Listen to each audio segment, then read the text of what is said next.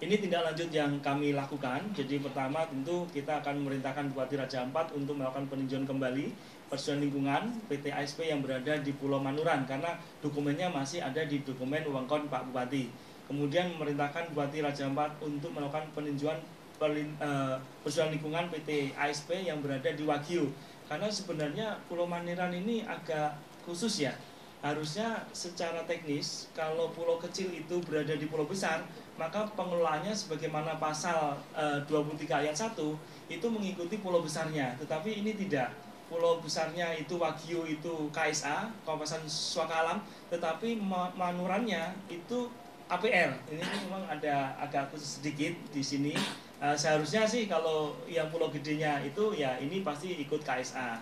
Namun demikian yang terjadi memang seperti itu. Jadi Manuran itu areal penggunaan lain non kawasan hutan, tapi di Wagyunya adalah KSA. Nah kalau yang berada di KSA tentu kita ingin persetujuan lingkungannya dicabut ya, karena tidak boleh ada tambang di kawasan Suaka Alam yang ditetapkan oleh Bapak Menteri Kehutanan. Tentu persetujuan lingkungannya tidak kita perkenankan ada di sana, sehingga PT ASP hanya boleh melakukan kegiatan di Pulau Manuran tadi yang kecil. Itu pun bila mana sebenarnya tidak juga bisa, karena di dalam keputusan MA tadi sudah kami sebutkan sama persis untuk pulau-pulau kecil berlaku azas yang sama. Pertama terkena Undang-Undang Nomor 1 Tahun 2014 merupakan perubahan dari Undang-Undang Nomor 7 Tahun 2027 dan keputusan MA maupun MK.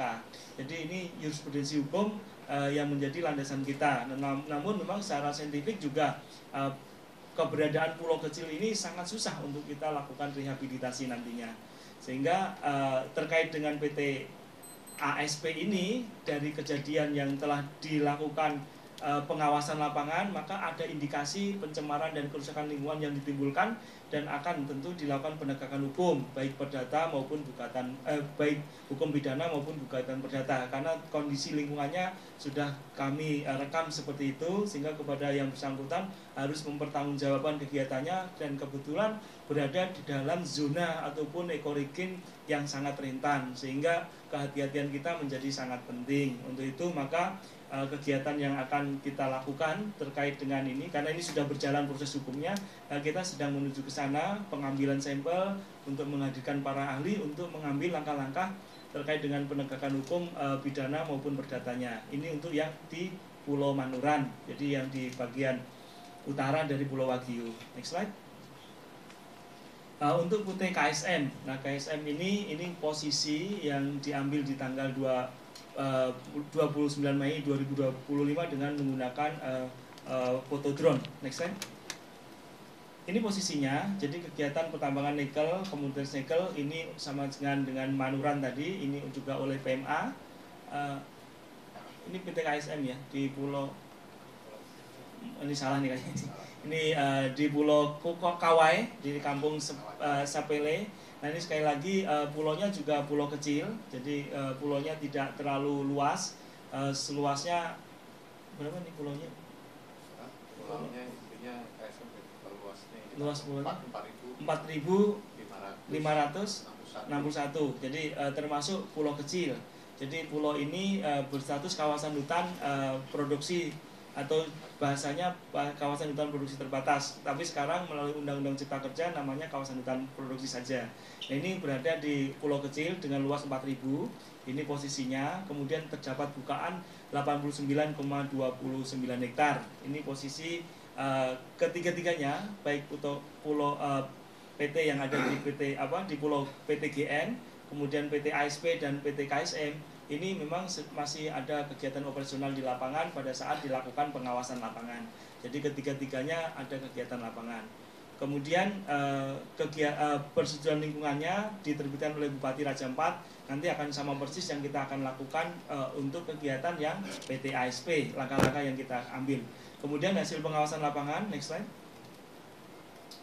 Ini telah melakukan kegiatan pembukaan lahan pada tahun 2023 dan operasional penambangan biji nikel pada tahun 2004. Kemudian berdasarkan kajian di kita, maka ada kegiatan bukaan lahan yang melebihi dari lokasi pinjam pakai kawasan hutan, dan tentu ini berdasarkan persetujuan lingkungan melanggar persetujuan lingkungan. Jadi ada sekitar 5 hektar yang berada di sisi agak apa nih, kawasnya di dalam kawat di luar IPPK yang sebelah kanan ya, ada pojokan kecil itu seluas 5 hektar yang dibuka di luar izin yang diberikan. Next slide. Ini tentu yang akan kita lakukan pertama peninjauan kembali, karena tadi sebagai jurisprudensi hukumnya bahwa ini berada di pulau-pulau kecil dengan segala potensinya, kita perlu tinjau kembali persetujuan lingkungannya. Kemudian karena ada pelanggarannya, tentu ada potensi dikenakannya penegakan hukum pidana lingkungan hidup terkait dengan pelaksanaan kegiatan yang melebihi batas yang diberikan oleh pemerintah pada kegiatan tersebut. Next slide. Ini PT MRP, next slide. MRP ada di 2 lokasi, yaitu ada di lokasi Pulau Mayapun itu seluas 21 hektar, dan di Batang Pele seluas 2000. Jadi keduanya masuk di dalam pulau kecil. Ini kegiatan MRP berdasarkan tinjauan lapangan, pengawasan lapangan. Kegiatannya baru di dalam kegiatan eksplorasi. Jadi ada pemasangan kegiatan titik-titik bor pada 10 titik, dan ini juga sudah dihentikan oleh tim pengawasan lingkungan hidup yang sedang bekerja di sana pada waktu itu. Jadi untuk kegiatan ini untuk PT MRP bahkan belum memiliki dokumen apa-apa selain IUP. Jadi baik pinjam pakai maupun persetujuan lingkungannya belum dimiliki. Namun secara teknis untuk persetujuan lingkungannya sepertinya akan susah kita berikan, karena kegiatan pertambangan di kawasan hutan lindung tidak diperkenankan dengan pola terbuka. Sementara nikel dilakukan penambangan dengan pola terbuka. Next slide. Ini posisi hasil pengawasan lapangan. Kita juga telah menghentikan kegiatan eksplorasi yang dilakukan di PT MRP untuk menghentikan kegiatannya lebih lanjut. Jadi karena kegiatannya belum, dampaknya tidak terlalu ini, kita hanya menghentikan saja karena belum ada aktivitas apa-apa di kegiatan MRP ini. Next slide. Kegiatan yang tidak lanjutnya, sebagaimana kita sampaikan, tentu di pulau-pulau kecil menjadi pertimbangan untuk kita tidak memberikan persetujuan lingkungan karena sudah ada jurisprudensi hukum dan tingkat kerentanan yang cukup sangat tinggi untuk pulau-pulau di Raja Ampat. Next slide.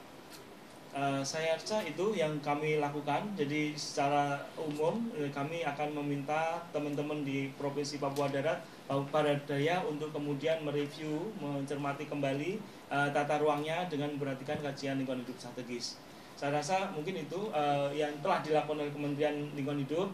Kemudian dalam waktu yang tidak begitu lama kami sudah merencanakan perjalanan untuk melihat langsung kondisi lapangan sebagaimana yang dilakukan oleh Bapak Menteri SDM. Kami juga ingin tahu seberapa tingkat kerawanan dan pencemaran yang telah dilakukan, dan langkah-langkah selanjutnya kami akan diskusi lebih detail karena persetujuan lingkungan itu dibangun bersama antara semua stakeholder yang terkait, termasuk paling tidak ada 3 kementerian utama, yaitu Kementerian SDM, Kementerian KKP, dan Kementerian Kehutanan. Jadi itu yang kemudian nanti akan merumuskan langkah-langkah terkait dengan kegiatan aktivitas yang ada di lapangan. Namun hari ini kegiatan telah kita sebagaimana sampaikan Pak Balil, kalau yang di PT GN telah dihentikan beliau, untuk yang lain telah kami lakukan pengawasan untuk menghentikan kegiatan karena memang ada beberapa yang dilanggar secara